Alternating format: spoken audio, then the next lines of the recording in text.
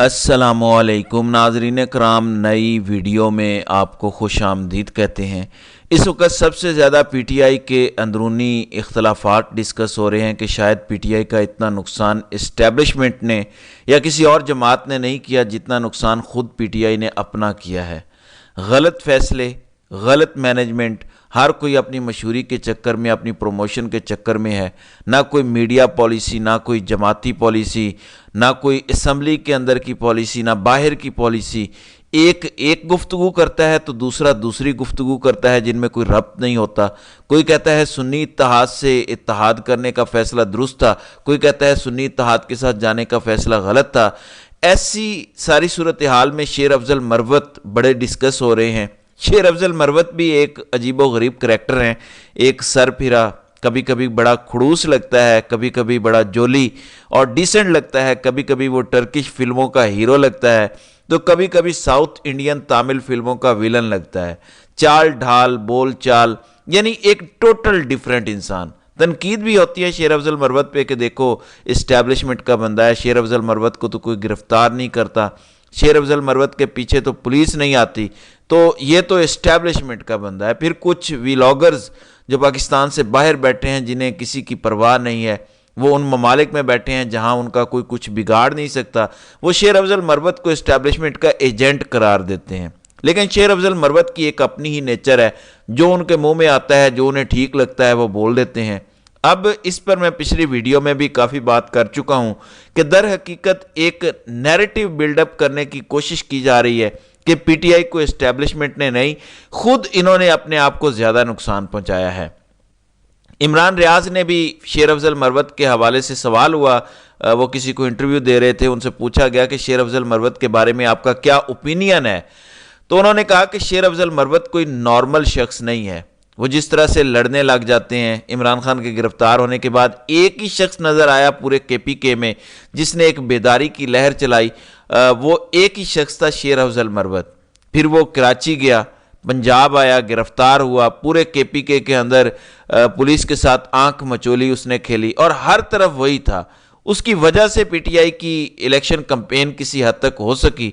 तो उन्होंने कहा कि ये आम इंसान नहीं है। आम इंसान मतलब जिस तरह से लोग मुफाहमत करते हैं, बिल्कुल बोलते ही नहीं हैं या कम बोलते हैं, कभी ज़्यादा बोलते हैं, तो शेर अफजल मरवत ऐसा नहीं है। इमरान रियाज ने कहा कि मैं शेर अफजल मरवत को कोई एजेंट या टाउट नहीं समझता।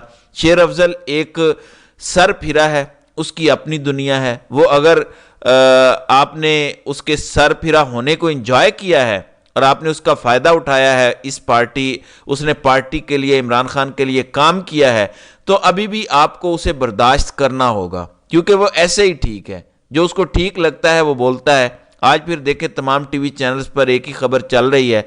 शेर अफजल मरवत ने क्या कहा? शेर अफजल मरवत ने कहा कि पिछले दौरे हुकूमत में, ये जो महमूद खान वाला दौर था, केपीके में इतनी करप्शन हुई है तहरीक इंसाफ की हुकूमत में कि लोग पहले अरबपति बने, फिर खरबपति बने।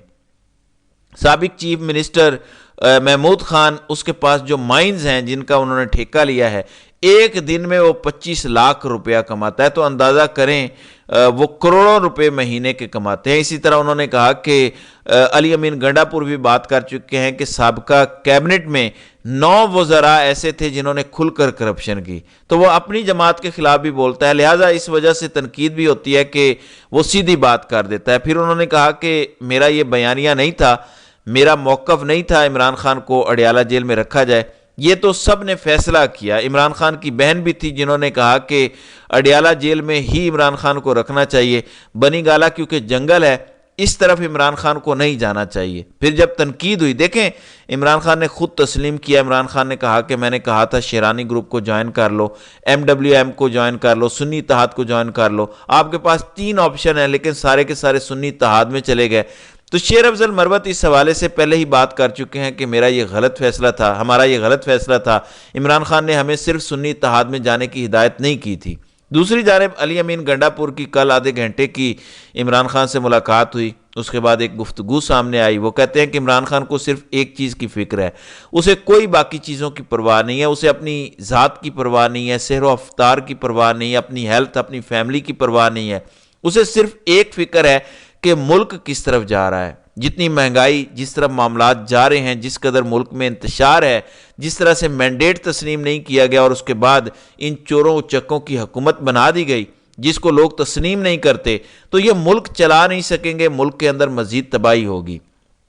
تو عمران خان کو صرف اور صرف اس چیز کی پرواہ ہے، اور یہ جو الیکشن کمپین میں آپ سے وعدے کر رہے تھے، ایک کہتا تھا 300 یونٹ فری بجلی دوں گا، جبکہ دوسرے نے کہا ہم 200 یونٹ فری بجلی دیں گے۔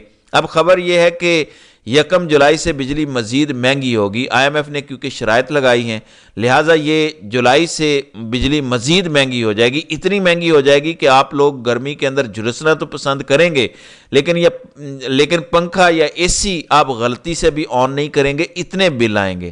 جیسے پچھلی گرمیوں میں ہوا تھا، جس نے 100 یونٹ استعمال کیا، جس کے گھر میں ایک بلب لگا ہوا تھا، اس کو 90,000 کا بل آیا۔ تو دعوے دیکھیں، وعدے 200 اور 300 یونٹ بجلی دینے کے ہیں، جبکہ ٹکا خزانے میں نہیں ہے، الٹا بجلی اور زیادہ مہنگی ہونے جا رہی ہے۔ دوسری جانب نجم سیٹھی آج کل بڑے غصے میں ہیں، وجہ آپ کو پتہ ہے، Najam Sethi chairman P C B بننا چاہتے تھے، ان کو ملا کچھ نہیں ہے، جبکہ محسن نقوی آج کل منظور نظر ہیں۔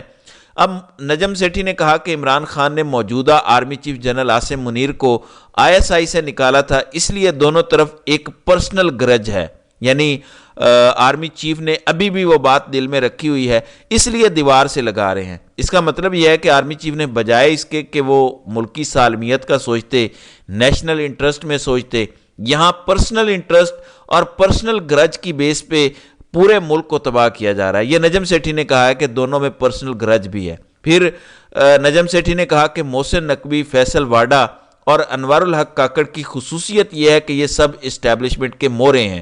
محسن نقوی کسی کے بیٹے نہیں رہے، وہ جو زرداری کہا کرتا تھا کہ میرا بیٹا ہے، تو نجم سیٹھی کے بقول اب وہ کسی کے بیٹے نہیں رہے، وہ اسٹیبلشمنٹ کے بیٹے بن چکے ہیں، اس لیے ان پر اتنی نوازشات ہو رہی ہیں۔ دوسری جانب ٹویٹر پاکستان میں پچھلے 1 ماہ سے بند ہے۔ ایمنسٹی انٹرنیشنل نے اس حوالے سے مطالبہ کیا ہے کہ ٹویٹر پاکستان میں بحال کیا جائے، اس حوالے سے انہوں نے گہری تشویش کا اظہار کیا ہے، جبکہ نون لیگ نے اپنی اوقات دکھانا شروع کر دی ہے۔ کل عظمہ بخاری کی گھٹیا گفتگو آپ نے ملاحظہ کی، منیب اختر کے شو میں ایک طرف عطر کاظمی بیٹھے تھے، دوسری طرف شعیب شاہین بیٹھے تھے، اور وہاں پہ جو عظمہ بخاری نے زبان استعمال کی کہ باجوہ تمہارا باپ تھا، تم گھٹیا آدمی ہو، تم بے غیرت ہو، تم لعنتی آدمی ہو، تو اس طرح کی گھٹیا اور غلیظ گفتگو اس عورت نے کل رات ٹی وی شو پر بیٹھ کر کی ہے۔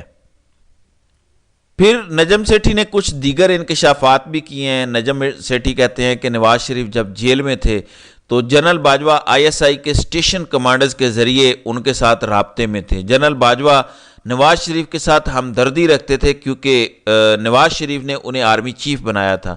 تو نجم سیٹھی نے کہا کہ نواز شریف کے ساتھ اسٹیبلشمنٹ اور اس وقت جنرل باجوہ کی خاص محبت تھی، بے شک وہ جیل میں تھے، ان کو تمام تر سہولیات میسر تھیں، ان کے ساتھ مسلسل رابطہ تھا، ISI کے اسٹیشن کمانڈرز ان سے ملتے تھے جا کے جیل میں، اور وہ باجوہ تک ان کا پیغام پہنچاتے تھے۔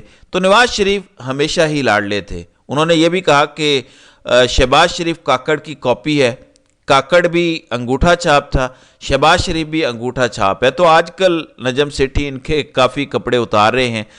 اب ناظرین اکرام، PTI کے اندر اختلافات ختم ہونے کا نام نہیں لے رہے، جبکہ پاکستانیوں کا اصل مسئلہ ووٹ چوری اور مینڈیٹ چوری کا ہے۔